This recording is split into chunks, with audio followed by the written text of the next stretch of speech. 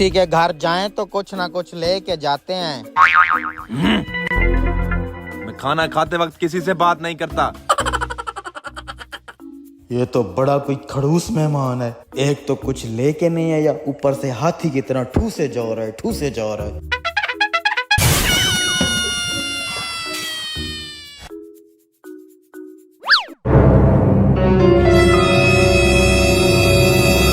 Oh no!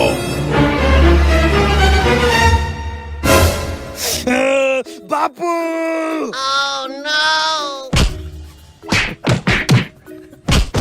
बेटा क्या हो गया, क्यों मारो मेहमान को? बापू, इसने हमारी इज्जत पे हाथ डाला है। इज्जत पे हाथ डालता कमीने। रुको, मेरा कसूर क्या है? मैंने किया क्या है? हाँ बेटा, वैसे इसने किया क्या है? बापू, आप ही कहते हो ना, 2 रोटियां मेहमान की और तीसरी हमारी इज्जत होती है। ये देखें, इसने हमारी इज्जत पे हाथ डाला है।